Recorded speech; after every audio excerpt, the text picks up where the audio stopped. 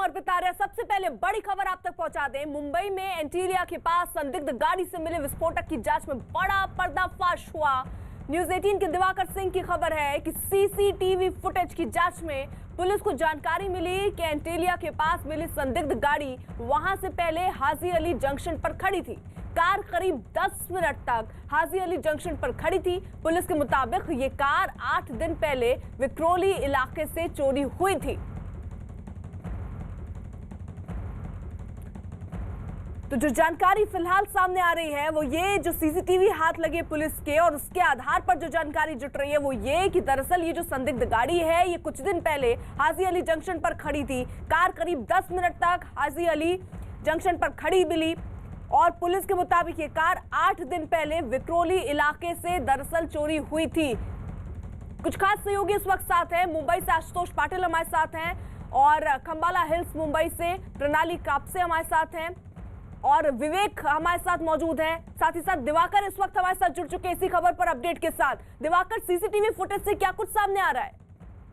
देखिए अर्पिता, जो जानकारी मिल रही है मुंबई पुलिस के सूत्रों के मुताबिक, उसके मुताबिक 12:57 पर पेडर रोड एंटीलिया के करीब जो गाड़ी पार्क की गई थी उसका समय 12:57 पर है। लेकिन उसके पहले करीब 12:40 पर मुंबई का जो हाजी अली जंक्शन है वहां पर ये गाड़ी स्पॉट हुई है। सीसीटीवी फुटेज में करीब 10 मिनट तक जो है ये गाड़ी वहां पर खड़ी थी। इसकी जानकारी सीसीटीवी फुटेज के जरिए मुंबई क्राइम ब्रांच जो टीमें लगी हुई है सीसीटीवी फुटेज को खंगालने में, उन्हें ये जानकारी मिली है। और साफ तौर पर ये जो दूरी है हाजी अली जंक्शन से अगर देखें एंटीलिया की तो करीब 5 से 7 मिनट की दूरी है। और जो और जानकारी मुंबई क्राइम ब्रांच के सूत्रों से मिल रही है कि जिन लोगों ने जो ये कार पार्क की है वो चाहते थे कि एंटीलिया के और नजदीक जाके जो है इस कार को पार्क किया जाए, लेकिन सुरक्षा व्यवस्था इतनी कड़ी थी इसकी वजह से जो है वो वहां तक नहीं पहुंच पाए और करीब 500 मीटर दूर पर ही पार्क करके चले गए। ये जानकारी फिलहाल क्राइम ब्रांच के सूत्रों से मिल रही है। और एक अहम जानकारी ये कि 8 से 9 लोगों से पूछताछ जो है वो क्राइम ब्रांच इस वक्त कर रही है। उन लोगों से पूछताछ कर रही है जो गवाह के तौर पर जिन्होंने उस गाड़ी को स्पॉट किया था, उस गाड़ी को देखा था, उनसे इस वक्त जो है पूछताछ चल रही है। और एक अहम जानकारी और इस पूरे मामले में कि मुंबई पुलिस को यह जानकारी मिली है कि विक्रोली इलाके से 8 दिन पहले ये कार चोरी की गई थी और इसकी कंप्लेन विक्रोली पुलिस स्टेशन में दर्ज हुई है। तो इसकी भी जानकारी मुंबई पुलिस के आला अधिकारी ले रहे हैं कि आखिर कार किसकी थी, जो नंबर मिला है वो फर्जी है। जाहिर तौर पर यह पता करने की कोशिश की जा रही है कि वो शख्स कौन है जिसने विक्रोली पुलिस स्टेशन में ये कंप्लेन दर्ज कराई थी कि उसकी कार चोरी हो गई है। तो अहम जानकारी इस पूरे मामले में इस वक्त निकल के सामने आ रही है। मुंबई क्राइम ब्रांच की टीमें लगातार जांच में जुटी हुई हैं और अलग अलग इलाके जो मुंबई ट्रैफिक पुलिस का सीसीटीवी होता है, मुंबई पुलिस का सीसीटीवी सड़कों पर लगा होता है, या फिर जो प्राइवेट सीसीटीवी दुकानों के या फिर अन्य किसी मॉल्स वगैरह के सीसीटीवी हैं, वो लगातार अर्पिता खंगाले जा रहे हैं। ठीक है दिवाकर, रहिए आप साथ। तमाम सहयोगी भी देखिए इस वक्त साथ है। मुंबई से आशुतोष पाटिल हमारे साथ मौजूद हैं। खंबाला हिल्स मुंबई से प्रणाली कापसे हमारे साथ हैं। गांव देवी पुलिस स्टेशन से विवेक गुप्ता हमारे साथ हैं और मलाड से अभिषेक पांडे हमारे साथ मौजूद हैं। जल्दी से पहले रुक आशुतोष पाटिल का कर लेते हैं। आशुतोष, किस तरीके से ये जानकारी पुलिस को लगी कि वहां पर संदिग्ध गाड़ी है और उसमें दरअसल विस्फोटक है? जी अर्पिता, और एक अहम जानकारी नेटवर्क 18 के पास आई है कि ये जो जिलेटिन इसमें जो बरामद हुए हैं वो जिलेटिन का नागपुर कनेक्शन देखा जा रहा है, क्योंकि जो भी जिलेटिन कोई खरीदता है तो लाइसेंस वेंडर ही खरीद पाता है और हर एक जिलेटिन का ट्रेस लगाया जाता है। तो लाइसेंस वेंडर होता है वही जिलेटिन खरीद सकता है और नागपुर की एक कंपनी में बने ये जिलेटिन है ऐसी आशंका बताई जा रही है। और ये जिलेटिन किसने खरीदे थे, वो किस पर्पज से खरीदे थे, क्या वो किसी शूटिंग के लिए, टीवी वेब सीरीज या कोई फिल्म की शूटिंग के लिए भी इस तरह के जिलेटिन इस्तेमाल होते हैं, जो गाड़ियों के धमाके जो सीन होते हैं उसके लिए भी इस तरह के एक्सप्लोजिव जिलेटिन यूज किए जा सकते हैं। तो क्या ये जिलेटिन इसके लिए बरामद किए गए थे, किस उद्देश्य से ये जिलेटिन बरामद किए गए थे, ये सब अब देखा जाएगा। ये किसने खरीदे थे, मुंबई में कैसे लाए गए थे, इसकी जांच की जा सकती है। और दूसरी, जैसे दिवाकर ने बताया, ये जो एसयूवी है ये मुंबई की ही है। मुंबई के ईस्टर्न सबर्ब्स है विक्रोली, जहां से इस व्हीकल की चोरी की शिकायत जो है दर्ज कराई गई थी। तो अब इस जाहिर है कि इसका ओनर जो है, गाड़ी किसके नाम पे थी, ये अब पुलिस उस तक पहुंच सकती है। ये मुंबई में गाड़ी अब तक कहाँ थी, और जैसे कि एंटीलिया जो मुकेश अंबानी जी का निवास है उसके पास लगभग 400-500 मीटर की दूरी पे ये कार मिली थी और उसी से लगभग 1 किलोमीटर दूरी पे है ये हाजी अली जंक्शन। साउथ मुंबई का ये पॉश इलाका है। हाजी अली दरगाह के पास का ये सिग्नल है जहां पे ये कार इसके पहले सीसीटीवी में स्पॉट की गई थी। तो अब ये रूट अब पुलिस चेक कर सकती है वर्ली तक ये कार आई कैसे। ठीक है आशुतोष सर रहिए साथ, हमारे साथ विवेक भी इस वक्त मौजूद है। विवेक, आपके पास क्या अपडेट? देखिए अर्पिता, जो मुंबई पुलिस की जो जानकारी मिल रही है उसमें 4 नंबर फर्जी मिले हैं। पहली जो संदिग्ध गाड़ी थी स्कॉर्पियो, उसके नंबर प्लेट फर्जी थे, जो आगे पीछे गाड़ियों में लगते हैं वो फर्जी थे। दूसरी जो नंबर प्लेट की जांच कर रही थी, जो स्कॉर्पियो की कार के ठीक बगल में सफ़ेद रंग की गाड़ी खड़ी थी, पुलिस ने सीसीटीवी की मदद से उस गाड़ी का नंबर भी निकाला, लेकिन वो भी नंबर जो है वो फर्जी निकला। मुंबई से सटे थाने का वो नंबर निकला है।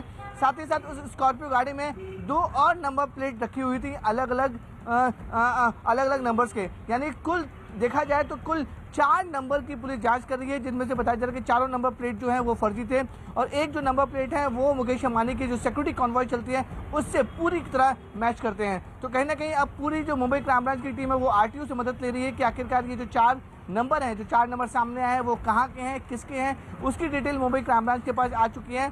और अब इस पूरे मामले में मुंबई क्राइम ब्रांच की अलग अलग टीमें लोगों से पूछताछ कर रही हैं कि जो नंबर प्लेट्स आए हैं जिसके नाम ये पूरे जो रजिस्टर्ड है उनसे पूछताछ कर रही है कि कहीं किसी दिन उनकी गाड़ी चोरी हुई थी तो उनकी कंप्लेंट हुई है या नहीं। जिस तरह हमारे संवाददाता दिवाकर बता रहे थे कि गाड़ी विक्रोली इलाके से चोरी हुई है। अब पुलिस जो विक्रोली इलाके से चोरी हुई तो उनके मालिक से पूछताछ कर रही है और बाकायदा इसकी कंप्लेंट भी दर्ज कराई गई थी। अब वहाँ के इलाके के सीसीटीवी कैमरे खंगाले जा रहे हैं कि ये जो चोरी हुई है स्कॉर्पियो का जो संदिग्ध गाड़ी है जिसमें विस्फोटक में इस्तेमाल होने वाले जेलेटिन स्टिक्स मिले हैं, वहाँ की उस इलाके की सीसीटीवी फुटेज खंगाली जा रही है। और पुलिस का दावा है कि जहाँ पे गाड़ी चोरी हुई है वहाँ पे सीसीटीवी कैमरे लगे हुए हैं। अब 8 दिन पहले की जो सीसीटीवी फुटेज कैमरे ये देखने की कोशिश कर रही है कि आखिरकार उस इलाके से गाड़ी कैसे चोरी हुई, कौन कौन से लोग इन्वॉल्व थे और किस तरीके से लोग इन्वॉल्व थे। लेकिन अर्पिता, जिस तरीके से पूरी कॉन्स्पिरेसी को रचा गया है, 2 गाड़ी का इस्तेमाल हुआ है, 2 गाड़ी का इस्तेमाल होने के बाद उसमें नंबर प्लेट रखे गए हैं, तो पूरी कॉन्स्पिरेसी जिस तरह रची गई है उसी के तहत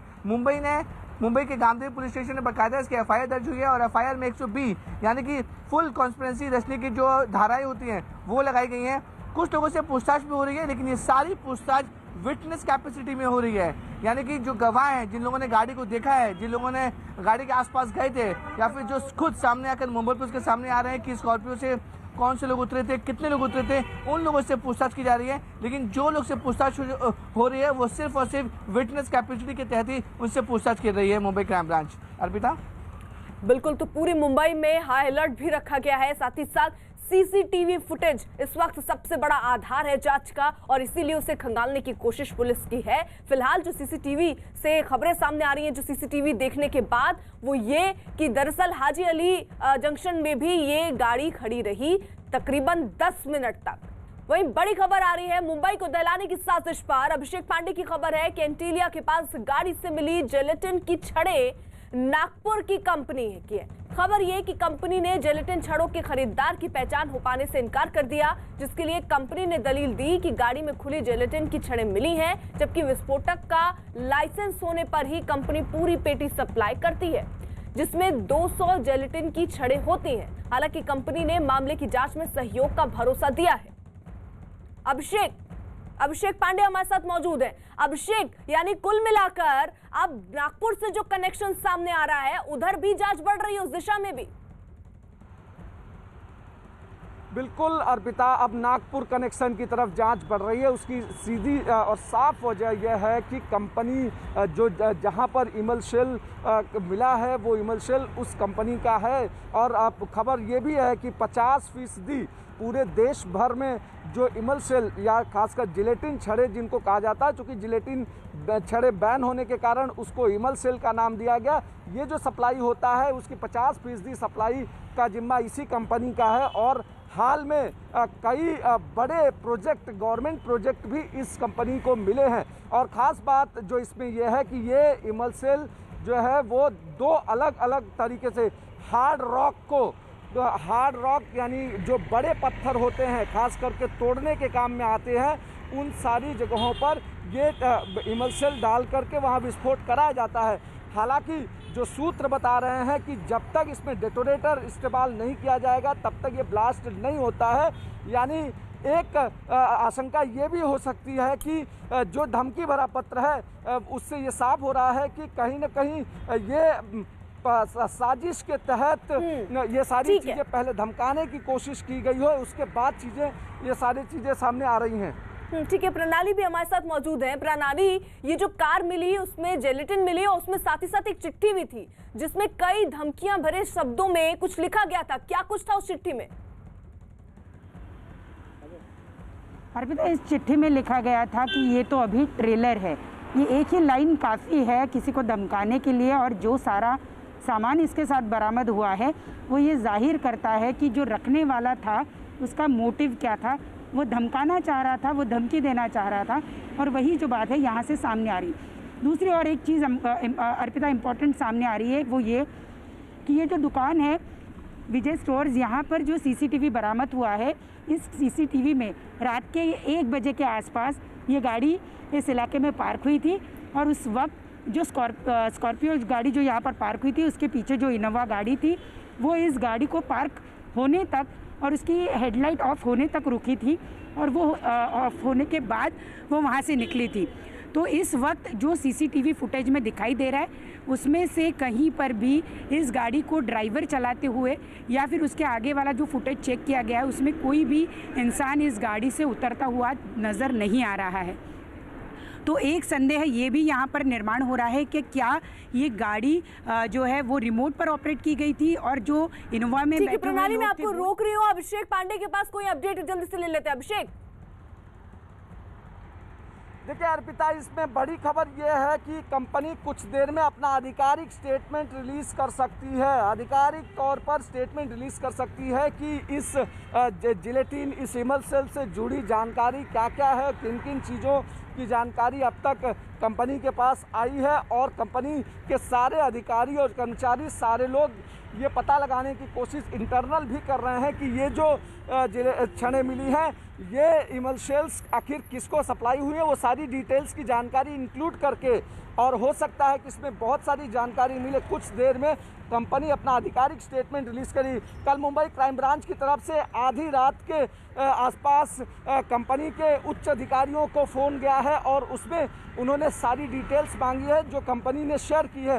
हालांकि कंपनी ने ये बात साफ कर दी कि ये आइडेंटिफाई नहीं किया जा सकता सिंगल छड़ों से कि वो किसको सप्लाई हुए, लेकिन कंपनी कुछ देर में आधिकारिक स्टेटमेंट रिलीज करेगी तो बहुत सारी चीज़ें साफ हो जाएंगी। अर्पिता, ठीक है, अभिषेक रहिए जरा साथ। वहीं मुंबई में एंटीलिया के पास विस्फोटक से भरी गाड़ी मिलने के बाद पुलिस ने सीसीटीवी फुटेज की जांच शुरू की है। इस जांच में एटीएस और क्राइम ब्रांच की टीम शामिल है।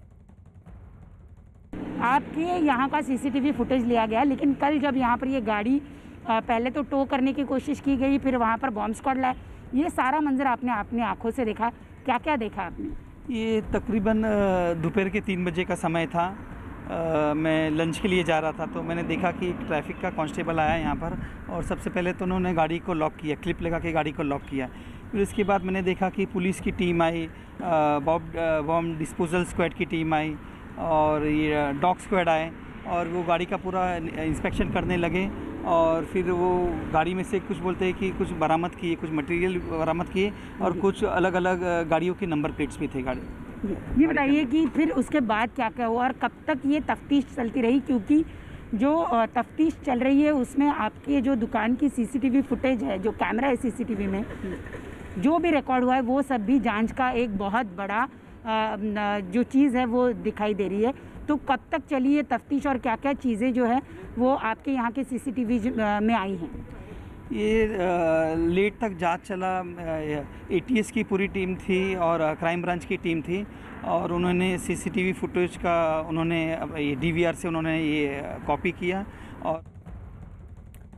और बड़ी खबर इस वक्त आ रही है कि आज चुनाव का ऐलान मुमकिन है। चुनाव का आज ऐलान होगा। जिन राज्यों में चुनाव होने हैं, 5 राज्य ये जिनमें चुनाव होने हैं, और उन पर किस किस तारीख को चुनाव होगा उसको लेकर आज ये जानकारी मिलेगी। आज डेट का ऐलान होगा, तो चुनाव तारीखों का ऐलान दरअसल आज होगा। 5 राज्यों में विधानसभा के चुनाव होने हैं और इन चुनाव के मद्देनजर देखिए तमाम रैलियां अलग अलग पार्टियां कर भी रही हैं। बंगाल समेत ये 5 राज्य जिनमें चुनाव का ऐलान होना है, किन किन तारीखों में और कितने चरणों में ये चुनाव होने हैं, आज बकायदा ये जानकारी मिल रही है कि इसका ऐलान हो जाएगा। और इसी के साथ साथ तमाम तैयारियां भी पूरी हो गई करनी होंगी। तो चुनाव का ऐलान आज होना है। 5 राज्यों में ये चुनाव होने हैं। नीरज हमारे साथ जुड़ चुके अपडेट के साथ। नीरज, आज हो सकता है ये ऐलान? हो सकता है नहीं अर्पिता, अब ये चुनाव की घोषणा 5 राज्यों में आज 4:30 बजे चुनाव की घोषणा चुनाव आयोग करेगा दिल्ली के विज्ञान भवन में। और सबसे खास बात यह है कि न्यूज 18 इंडिया की टीम बार बार ये कह रही थी कि फरवरी के अंत तक चुनाव की घोषणा होगी। एक बार जो दर्शक न्यूज 18 इंडिया को देख रहे हैं उनके लिए बता दें कि पश्चिम बंगाल में 6 से 7 फेज में चुनाव होंगे। तमिलनाडु में 1 फेज में चुनाव होगा, जो सूत्रों से हमें जानकारी मिली है। पुडुचेरी में 1 फेज में चुनाव होगा। असम में 2 से 3 फेज में चुनाव होगा। केरल में इस बात की संभावना है कि 1 फेज में चुनाव होगा, लेकिन 1 से 2 फेज में भी जा सकता है। ये तो हुई चरणों की जानकारी। दूसरी अहम बात की 4 मई से पहले चुनाव आयोग सारे चुनाव प्रक्रिया को खत्म कर लेगा। पहला फेज जो चुनाव का होगा वो 30 मार्च के आसपास होगा और बाकी सारे चरण जो है वो अप्रैल में होंगे। दूसरी अहम बात आपको बताते हैं, बार बार चुनाव आयोग में मुख्य चुनाव आयुक्त की तरफ से ये कहा जाता है इंजॉय योर वीकेंड, मतलब तमाम लोगों को, वहां के अधिकारियों को या बाकी मीडिया के लोगों को, जब ये बात वो बोलते हैं उसी वक्त में चुनाव की घोषणा करते हैं। और इस बार भी ऐसा ही कुछ उन्होंने किया है। दिल्ली के विज्ञान भवन में 4:30 बजे 5 राज्यों के चुनाव की घोषणा होगी। बंगाल, तमिलनाडु, केरल, पुडुचेरी, असम में चुनाव की घोषणा हो जाएगी। और वो इंतजार खत्म हुआ। बार बार इस बात की आशंका थी कि क्या मार्च के पहले वीक में चुनाव होगा। उस आशंका को खारिज करते हुए चुनाव आयोग ने अब से थोड़ी देर पहले तमाम जानकारियां दी हैं कि आज 4:30 बजे चुनाव आयोग प्रेस कॉन्फ्रेंस करेगा, जिसमें 5 राज्यों के विधानसभा चुनाव की घोषणा की जाएगी। बिल्कुल, तो बड़ी खबर इस वक्त जो आ रही है कि आज ही ये 5 राज्य जहां पर विधानसभा चुनाव होने हैं, कितने चरणों में चुनाव होने हैं और तारीख क्या होगी, ये आज शाम 4:30 बजे साफ हो जाएगा, जब चुनाव आयोग की तरफ से बाकायदा प्रेस कॉन्फ्रेंस कर तारीखों का ऐलान किया जाएगा। और ये पुख्ता तौर पर जो जानकारी नीरज हम तक पहुंचा रहे हैं। और नीरज, क्या जानकारी मिल रही है, किस डेट क्या हो सकती है, कितने फेज में ये चुनाव हो सकते हैं, कोई और जानकारी महत्वपूर्ण? देखिए, बिल्कुल कई जानकारियां, जो बिहार मॉडल था चुनाव का वो मॉडल यहाँ भी फॉलो किया जाएगा चुनाव आयोग की तरफ से। तमाम जो प्रोटोकॉल है वो पालन किए जाएंगे। इसके अलावा गृह मंत्रालय और स्वास्थ्य मंत्रालय के जो प्रोटोकॉल हैं तमाम लोगों के लिए, उसका पालन होगा। मैंने फिर बताता हूँ अर्पिता अपने दर्शकों को, 6 से 7 फेज में बंगाल, इस बात की उम्मीद है कि 7 फेज में पश्चिम बंगाल का विधानसभा चुनाव हो। तमिलनाडु 1 फेज जा रहा है, 1 चरण में चुनाव होंगे। पुडुचेरी में 1 चरण में चुनाव होंगे। इसके अलावा केरल में संभावना है 1 चरण की, 2 चरण भी किया जा सकता है क्योंकि कोरोना का प्रसार वहां बढ़ा है। इसके अलावा असम में 2 से 3 चरणों में चुनाव होगा। 4:30 बजे तमाम राज्यों के चुनावी चरणों की घोषणा की जाएगी। मार्च में पहले चरण का चुनाव होगा, इस बात की संभावना बिल्कुल है। मार्च के अंतिम में यानी 30 मार्च के आसपास, 31 मार्च के आसपास 1 चरण होगा। वो 1 अप्रैल हो सकता है, 27 मार्च हो सकता है, 28 मार्च हो सकता है। ये पहली बात। दूसरी बात, जितने ज्यादातर चरण हैं वो होंगे अप्रैल के महीने में। और 4 मई से पहले चुनाव आयोग को चुनाव की प्रक्रिया को संपन्न कर लेना है, क्योंकि 4 मई से CBSE की परीक्षाएं देश भर में शुरू हो रही है। तो चुनाव आयोग की तैयारी है कि 4 मई से पहले आप तमाम चुनाव प्रक्रिया को संपन्न कर लें। तो आज की बहुत बड़ी खबर, अब से थोड़ी देर बाद यानी कुछ ही घंटे बाद मुख्य चुनाव आयुक्त और दोनों चुनाव आयुक्त 5 राज्यों में चुनाव की घोषणा करेंगे दिल्ली के विज्ञान भवन में। जी अर्पिता। बिल्कुल, तो बड़ी खबर आप दे रहे हैं। यतेंद्र भी हमारे साथ, हमारे सहयोगी जुड़ चुके हैं, उनके पास भी क्या अपडेट है? यतेंद्र, देखिए चुनाव की घोषणा भी कभी भी हो सकती है, लेकिन देखिए चुनाव की घोषणा कभी भी हो सकती है। मैं आपको परिवर्तन यात्रा दिखा रहा हूँ, जहाँ पर केंद्रीय मंत्री स्मृति ईरानी और नित्यानंद राय यहाँ पर एक जनसभा को संबोधित कर रहे हैं। परिवर्तन यात्रा आज गरिया स्टेशन जो कोलकाता का है वहाँ से शुरू किया। आज पूरे दिन स्मृति ईरानी और नित्यानंद राय की ये परिवर्तन यात्रा चलेगी। आप देख सकते हैं लगातार जय श्री राम के नारे यहाँ पर स्मृति ईरानी की तरफ से लगाए जा रहे हैं, वंदे मातरम के नारे लगाए जा रहे हैं। और कहीं ना कहीं एक माहौल जिस तरह से आप देख सकते हैं भगवा मय करने का कोशिश किया जा रहा है स्मृति ईरानी की तरफ से, और ममता बनर्जी पर सीधे सीधे अटैक कर रही हैं कट मनी को लेकर। ये आप देख सकते हैं स्मृति ईरानी की जो परिवर्तन यात्रा है वो शुरू हो चुकी है गरिया स्टेशन से, और जय श्री राम के नारे मंच से लगाए जा रहे हैं। खुद स्मृति ईरानी इसकी अगुवाई कर रही हैं और कोशिश यही है कि भगवा में माहौल पूरे कलकत्ता में कर दिया जाए, पूरी तरह से परिवर्तन की जो परिवर्तन रथ यात्रा निकल रही है उसके माध्यम से जो माहौल बने और वो परिवर्तन की बयार लेकर आए, इस तरह की कोशिश बीजेपी की तरफ से यहाँ पर की जा रही है। जी तो देखिए, जहां एक तरफ जो पार्टियां हैं वो पूरी तरीके से मैदान में है, चुनावी रण में उतर चुकी है, लेकिन आज इंतजार होगा शाम 4:30 बजे का, जब चुनाव आयोग की तरफ से विज्ञान भवन में इस बात का ऐलान होगा कि कितने चरणों में इन 5 राज्यों में चुनाव होने हैं और साथ ही साथ तारीख क्या होगी। जो अभी प्राथमिक तौर पर जानकारी मिल रही है वो ये कि बंगाल में 6 से 7 फेज में ये मतदान चुनाव हो सकते हैं, साथ ही साथ पुदुचेरी में 1 फेज में हो सकता है, केरल में 1 फेज में संभावना है, लेकिन जिस तरीके से कोरोना के केसेस वहां पर बढ़ रहे हैं ये 2 फेज में भी किया जा सकता है। वहीं तमिलनाडु में भी 1 फेज में चुनाव होगा, ऐसी जानकारी अभी मिल रही है। हालांकि तस्वीर पूरी साफ 4:30 बजे होगी जब चुनाव आयोग की तरफ से प्रेस कॉन्फ्रेंस होगी। असम में भी जानकारी मिल रही है कि 2 से 3 चरणों में जो चुनाव है वो संपन्न होने हैं और ये जानकारी भी मिल रही है महत्वपूर्ण कि मार्च एंड में पहले चरण का मतदान होगा, यानी पहले चरण का मतदान मार्च एंड में हो सकता है। हमारे साथ अमिताभ, हमारे सहयोगी जुड़ चुके हैं। अमिताभ जी, यानी देखिए जिस चीज के लिए कयास लगाए जा रहे थे कि फरवरी एंड या मार्च के स्टार्टिंग में ऐलान हो सकता है तारीखों का, और आज वो दिन है जब 4:30 बजे चुनाव आयोग की तरफ से बाकायदा प्रेस कॉन्फ्रेंस करके ऐलान किया जाएगा।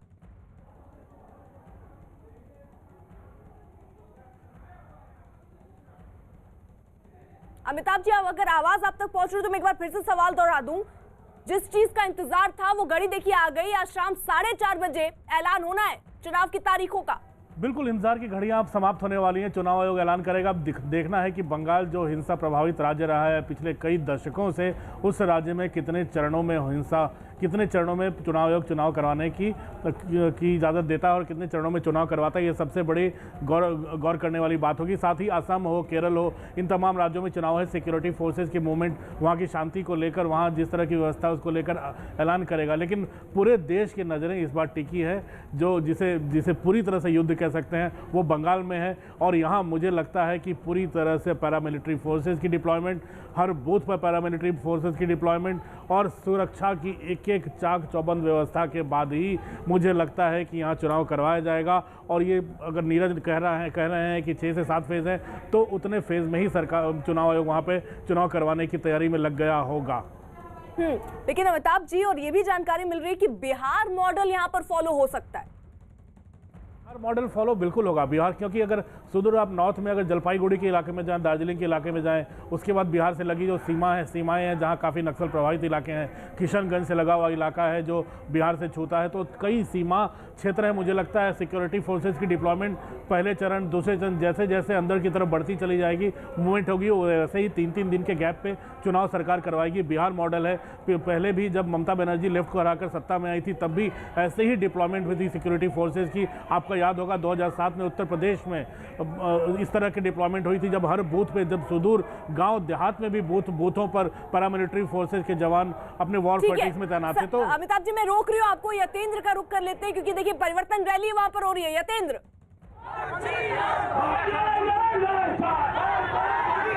देखिए स्मृति ईरानी स्कूटी पर बैठ गई है। कल ममता बनर्जी ने स्कूटी और बाइक रैली निकाली थी, उसका ये जवाब के तौर पर देखा जा रहा है। जनता के बीच में अपने परिवर्तन रथ यात्रा से स्मृति ईरानी उतरकर स्कूटी चला रही है और एक ममता बनर्जी को जवाब है उनका, जो कल ममता बनर्जी ने जो पेट्रोल और डीजल की कीमतों को लेकर जो रैली निकाली थी, अब खुद स्मृति ईरानी उसका जवाब देने के लिए सड़क पर आ गई है और स्कूटी चलाकर उसका जवाब देंगी कि वो भी जनता के बीच में और बीजेपी किस तरह से जनता के मनोभावों से जुड़ने का प्रयास कर रही है, ये आप यहाँ पर देख सकते हैं।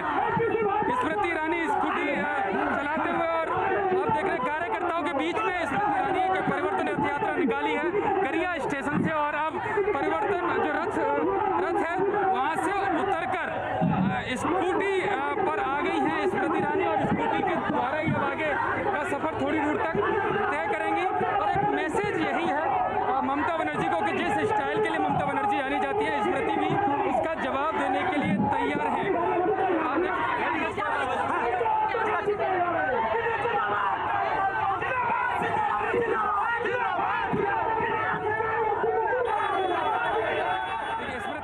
दिन एक्सक्लूसिव ये तस्वीर आप देख रहे हैं, जहां इंतजार देखिए आज शाम 4:30 बजे का होगा, जब चुनावों की तारीखों का ऐलान होगा। उससे पहले की जरा तस्वीरें देख लीजिए। और ये आज केवल तस्वीरें नहीं आई हैं, ये तस्वीरें लगातार आती जा रही हैं बंगाल से। जहां एक तरफ कल हमने वो तस्वीर देखी जब ममता बनर्जी तेल की बड़ी कीमतों को लेकर दरअसल स्कूटी से अपने घर से दफ्तर के लिए निकली। आज उसी का जवाब माना जा रहा है, क्योंकि परिवर्तन यात्रा यहाँ पर बीजेपी की तरफ से हो रही है। स्मृति ईरानी मैदान में है, लेकिन मैदान में उन्होंने हाथ में थामी स्कूटी और उसी में बैठे हुए फिलहाल पहुंच रही है यतेंद्र। ममता बनर्जी का जवाब माना जा रहा है, क्योंकि स्कूटी लेकर निकले, क्योंकि कल ममता बनर्जी ने भी पेट्रोल और डीजल के जो प्राइस हाइक हुए थे उसको लेकर मोदी सरकार को घेरने के लिए स्कूटी और बाइक रैली निकाली थी। अब स्मृति ईरानी उसी अंदाज में जवाब दे रही है ममता बनर्जी को कि वो भी रथ से उतरकर सड़क पर आ गई और स्कूटी चलाकर अपने कार्यकर्ताओं के बीच में एक माहौल, जो भगवा में माहौल जिसे कह सकते हैं, वो बनाने की कोशिश यहाँ पर हो रही है। और उनको जवाब है कि जिस अंदाज के लिए वो जानी जाती है उस अंदाज से बीजेपी पीछे नहीं, बीजेपी भी पीछे नहीं है। और स्मृति ईरानी लगातार आप देख सकते हैं स्कूटी चलाते हुए ये जवाब है। और उनका सीधा सा ममता बनर्जी पर आरोप है कट मनी को लेकर, जिस तरह कट मनी को लेकर ममता सरकार पर आरोप है, उसी पर हमला बोल रही हैं स्मृति ईरानी। और साफ कह रही है कि भ्रष्टाचार मुक्त बंगाल बनाना है तो बीजेपी को लाना होगा। इस तरह का टारगेट ममता बनर्जी पर स्मृति ईरानी कर रही है। आप देख सकते हैं स्मृति ईरानी यहाँ पर लगातार कोशिश यही है कि जो परिवर्तन रथ यात्रा है उस परिवर्तन के जरिए बंगाल में परिवर्तन लाया जाए। कैमरामैन चंदन के साथ यतेंद्र शर्मा, कोलकाता। बिल्कुल, तो ये देखिए सीधी तस्वीरें कोलकाता से आ रही हैं, जहां बीजेपी परिवर्तन यात्रा कर रही है और उसमें स्मृति ईरानी मैदान में है कमान संभालते हुए इस वक्त। और सीधे तौर पर इसे देखें तो ममता बनर्जी का जवाब देते हुए नजर आ रही है, क्योंकि कल ही ममता बनर्जी बाकायदा गर्दन पर पोस्टर लगाए वो अपने घर से दफ्तर निकली स्कूटी से और बढ़े हुए तेल के दामों का वो विरोध कर रही थी। यहाँ स्मृति ईरानी मैदान में है, स्कूटी थामे हुए, स्कूटी के ऊपर सवार है और उनका सीधे आरोप है कि भ्रष्टाचार मुक्त बंगाल बनाना है और इसके लिए बीजेपी को लाना होगा। यतेंद्र हमारे साथ मौजूद है। यतेंद्र, देखिए बिल्कुल, और लगातार स्मृति ईरानी स्कूटी चलाकर एक माहौल बनाने की कोशिश कर रही है। उनकी कोशिश यही है कि जनता के बीच में, कार्यकर्ताओं के बीच में एक माहौल बनाया जाए। जो एक डर है ममता बनर्जी सरकार का, वो डर दूर किया जाए। और इसी की वजह से स्मृति ईरानी कल की ममता बनर्जी की रैली का जवाब देने के लिए सड़क पर खुद स्कूटी लेकर उतर आई हैं। आप देख सकते हैं कि किस तरह से स्कूटी स्मृति ईरानी चला रही हैं। और लगातार कोशिश यही है कि जो परिवर्तन रथ यात्रा है उसके सहारे परिवर्तन आए। और खुद कोई भी गुरेज नहीं कर रही है सड़क पर उतरने से जनता के बीच में। और लगातार भगवा में माहौल करने की कोशिश है। बीच बीच में जय श्री राम के नारे भी लगाए जा रहे हैं कि जो एक माहौल है और खासकर ध्रुवीकरण का, इसका भी यहाँ पर फायदा राजनीतिक तौर पर मिल सके बीजेपी को। इसके लिए हर कवायद, हर कोशिश बीजेपी नेताओं के द्वारा की जा रही है। इस परिवर्तन यात्रा में केंद्रीय मंत्री स्मृति ईरानी आई हैं और रथ से उतरकर स्कूटी पर सवार हो गई हैं।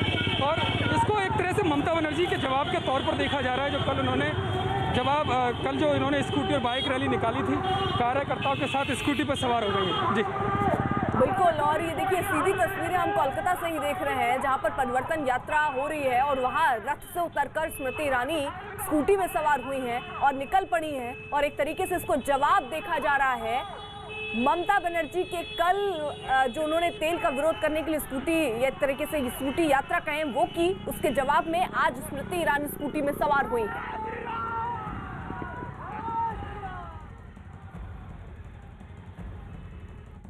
नीरज हमारे साथ मौजूद है। और नीरज देखिए, जहां एक तरफ आज चुनाव की तारीखों का ऐलान होना है, वहीं दूसरी तरफ रण जो है वो और तेज होते जा रहा है। स्मृति ईरानी स्कूटी में सवार होकर निकल पड़ी है ममता बनर्जी को जवाब देने के लिए। बिल्कुल, पहले से ही भारतीय जनता पार्टी ने बंगाल में अपनी ताकत को झोंक रखा है, तो कांग्रेस पार्टी ने खासकर केरल में अपनी ताकत झोंक रखी है। राहुल गांधी वहां लगातार मौजूद रहे हैं हाल के दिनों में। लेकिन दूसरी एक खास बात बता दूं अर्पिता आपको, जो चुनाव आयोग से मुझे खबरें मिली हैं। देखिए, पहले होता था, आज के 3-4 साल पहले 45 दिनों का वक्त दिया जाता था चुनाव की घोषणा से लेकर पहले चरण के चुनाव तक। उस ट्रेडिशन से, यानी उस परंपरा से चुनाव आयोग अब निकल चुका है। यानी आज अगर घोषणा करता है तो 30 दिन के बाद पहला चरण हो जाएगा। और वो पहला चरण इस बात की उम्मीद है कि बंगाल में ही होगा, क्योंकि बंगाल से फिर अर्धसैनिक बलों को शिफ्ट किया जाता है तमिलनाडु और केरल और पुदुचेरी के तमाम लोगों को नहीं, लेकिन कुछ लोगों को शिफ्ट किया जाता है। देखना होगा प्लानिंग क्या है, लेकिन 2 महीने का विंडो है चुनाव आयोग के सामने और इस विंडो में ही आपको 6 से 7 चरणों में चुनाव कराने हैं।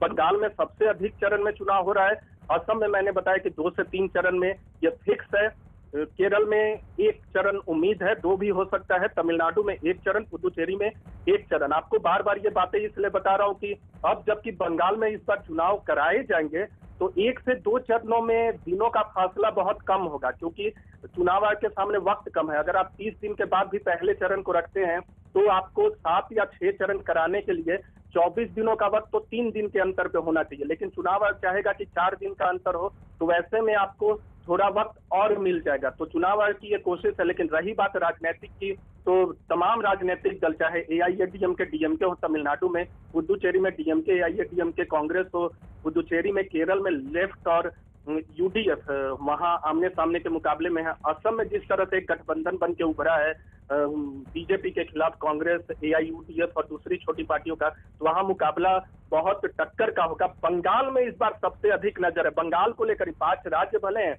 लेकिन बंगाल पे सबसे अधिक नजर है, क्योंकि बंगाल में ममता बनर्जी के मुकाबले बीजेपी ने अपनी पूरी ताकत झोंक दी है। और अपने आप में कितनी बड़ी बात है कि जो मुख्य विपक्षी पार्टी है वहां कांग्रेस, जो कि पिछले बार के चुनाव में दूसरी बड़ी पार्टी बन के उभरी थी, वो दिख भी नहीं रही कि वहां मुख्य विपक्षी पार्टी के तौर पे मुकाबले में भारतीय जनता पार्टी को बहुत कम सीटें पिछले बार मिली थी, लेकिन भारतीय जनता पार्टी बंगाल में ऐसे चुनाव मैदान में उतरी है कि लगता है कि सत्ता आने से उन्हें कोई रोक नहीं सकता। तो बहुत मजबूती से टक्कर दे रहे हैं, देखना होगा नतीजे क्या होंगे। लेकिन आज 4:30 बजे सबकी नजरें रहेंगी, खासकर राजनीतिक दलों के नेताओं की और हम सब मीडिया वालों की, कि 5 राज्यों के विधानसभा चुनाव की प्लानिंग चुनाव आयोग ने कैसे किया है। तो 2021 का ये सबसे बड़ा चुनाव है, क्योंकि इसके बाद अंत में जब हम जाएंगे दिसंबर और जनवरी में, तो यूपी और बाकी 4 राज्यों के लिए गहमा गहमी शुरू हो जाएगी। लेकिन 2021 इसी बीच विक्रांत भी देखिए हमारे साथ मौजूद है। नीरज, मैं आपका एक बार फिर से रुख करूंगी। और विक्रांत देखिए, चुनौतियां बहुत ज्यादा होंगी चुनाव आयोग के सामने, क्योंकि 4 मई से पहले चुनाव की जो पूरी प्रक्रिया है उसको निपटा लेना होगा, क्योंकि सीबीएसई बोर्ड के एग्जाम्स है। चुनाव आयोग ने पूरी प्लानिंग कर ली है और अब चूंकि प्लान पूरा फाइनल हो चुका है, सभी तैयारियां कर ली गई है, इसी कारण आज की प्रेस कॉन्फ्रेंस रखी गई है। निश्चित तौर पर यह एक एक्स्ट्रा ऑर्डिनरी समय है, क्योंकि कोविड का समय चल रहा है, कोविड का दूसरा प्रकोप भी कुछ राज्यों में देखने में आ रहा है, इसलिए चुनाव आयोग के सामने चुनौतियां बड़ी थी और उसी कारण चुनाव आयोग को ये सब सोचने में कुछ समय लगा। और जब पूरी तैयारियां हो गई तो उसके बाद आज शाम की तारीख तय की गई है जब चुनाव की घोषणा करेगा। हालांकि एक बड़ी चुनौती ये भी है, जैसा नीरज बता रहे थे, क्योंकि बंगाल में सिक्योरिटी को लेकर के बीजेपी खासतौर से कई सवाल उठा रही थी और इसी कारण चुनाव आयोग ने पहले भी वहां पर अर्धसैनिक बलों को भेजा और बाद में भी अभी एक बड़ी तैयारी करनी पड़ेगी वहां पर चुनाव के लिए, क्योंकि राज्य में राजनीतिक हिंसा का एक पुराना चरित्र रहा है और उसको रोकने के लिए, उसको काबू करने के लिए अर्धसैनिक बलों की एक बड़ी भूमिका होती है। तो सिक्योरिटी एक बड़ा मामला होगा और चूंकि 4 राज्यों में भी भेजने पड़ेंगे अर्धसैनिक बल और बाकी सिक्योरिटी सुरक्षा बल, तो बंगाल में खास तौर पर ध्यान रहेगा। और चूंकि बंगाल में पिछली बार भी 6 दौर में मतदान हुआ था, इस बार हो सकता है उससे ज़्यादा हो और हर बार क्योंकि जो बीच का जो गैप होता है उसको इस बार हो सकता है थोड़ा कम किया जाए, क्योंकि उतना समय नहीं होगा चुनाव आयोग के पास। तो एक बड़ी चुनौतियां पूरी तरीके से प्लानिंग, और उसके बाद आज वो दिन आ गया जिसका इंतजार सभी राजनीतिक दल भी कर रहे थे। कहने के लिए 5 राज्यों में चुनाव है, एक बड़ा चुनाव ये इस बार का विधानसभा चुनाव इसलिए क्योंकि 5 बड़े राज्य, जिसमें से केवल एक पुडुचेरी छोटा राज्य है, तमिलनाडु एक बड़ा राज्य है, असम एक बड़ा राज्य है, इसके अलावा बंगाल का चुनाव और केरल का चुनाव, तो सभी चुनाव एकदम महत्वपूर्ण है। लेकिन चूंकि बंगाल पर सबकी निगाहें इसलिए जमी हुई हैं क्योंकि बंगाल में बीजेपी पिछले विधानसभा चुनाव में कोई हैसियत नहीं रखती थी, कोई उसका राजनीतिक वजूद नहीं था, 1-2 सीटें मिली थी, लेकिन देखते ही देखते 2019 का लोकसभा चुनाव आते थे बीजेपी राज्य में एक बड़ी ताकत बन गई और उसने 18 सीटों पर जीत हासिल की। और उसी के बाद से लगातार ये कहा जा रहा है कि इस बार के विधानसभा चुनाव में अगर कोई सीधा मुकाबला है तो 2 पार्टियों के बीच में, और राज्य में लंबे समय तक 3.5 दशक तक सत्ता में रहने वाला लेफ्ट अपने वजूद को खोज रहा है कांग्रेस के साथ मिलकर। यह भी एक राजनीतिक विडंबना है कि बंगाल में लेफ्ट और कांग्रेस मिलकर के चुनाव लड़ रहे हैं और केरल में दोनों एक दूसरे के खिलाफ ताल ठोके हुए हैं। तो कई तरह की राजनीतिक विडंबनाएं भी इन चुनाव में देखने को मिल रही है और अब एक बड़ी तैयारी के साथ चुनाव आयोग आज शाम को 4:30 बजे सबके सामने आएगा, पूरा अपना विवरण देगा कि 5 राज्यों में किस तरीके से चुनाव करवाए जाएंगे।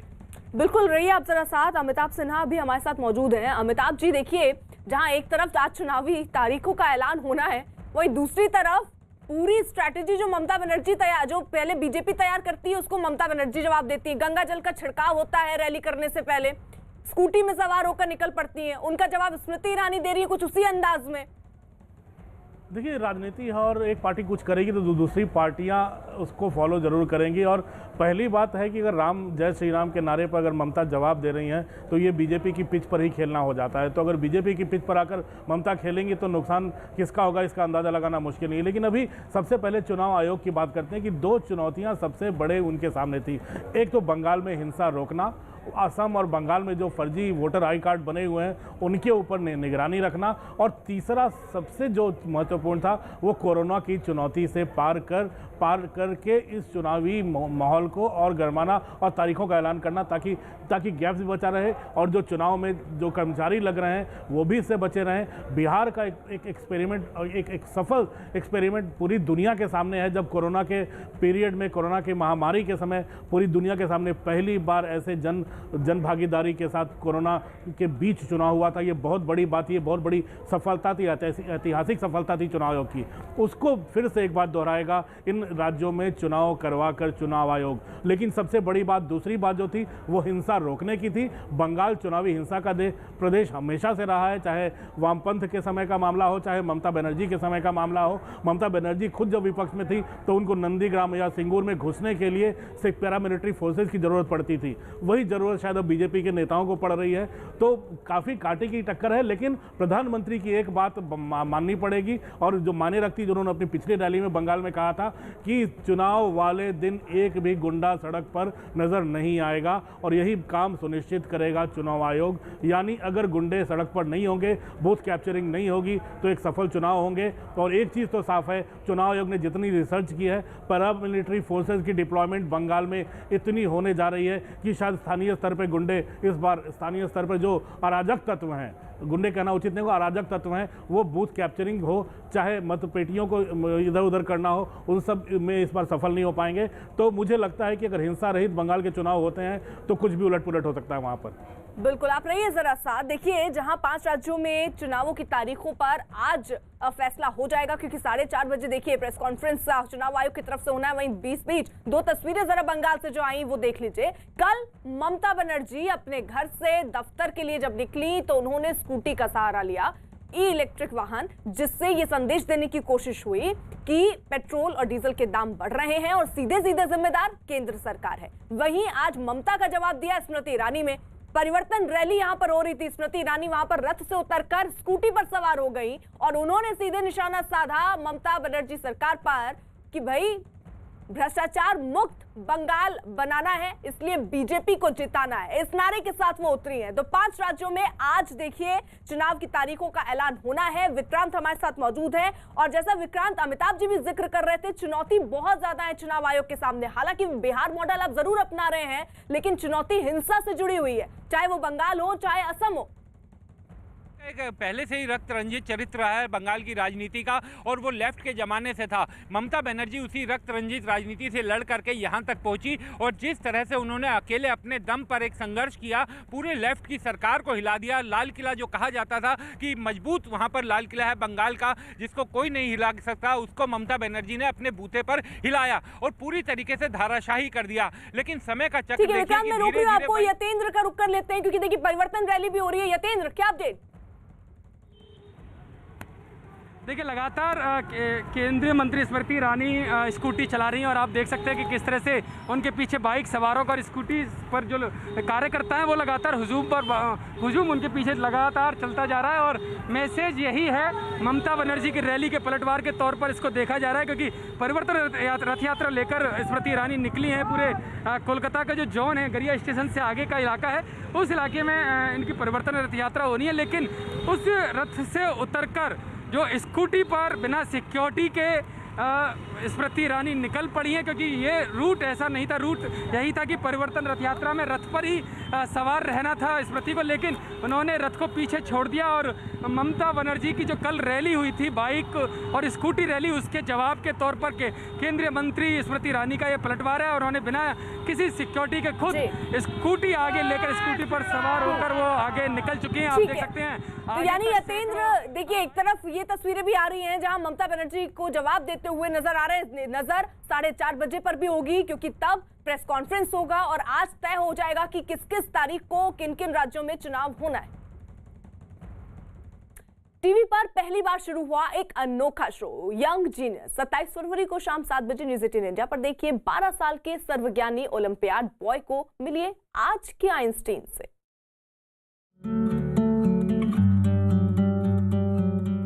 ये है यंग जीनियस जो हर महीने 40 ओलंपियाड में भाग लेता है और बड़े बड़ों को धूल चटाता है। हाय, आई एम सिद्धार्थ कुमार गोपाल। ये है यंग जीनियस जो मैथ्स से लेकर एस्ट्रोफिजिक्स का मास्टर है, जिसने 2019-20 का इंटरनेशनल मैथ्स ओलंपियाड जीता। You very good in debate and elocution also. Yes, sir. You write essays. Yes, sir. You play the piano. Yes, sir.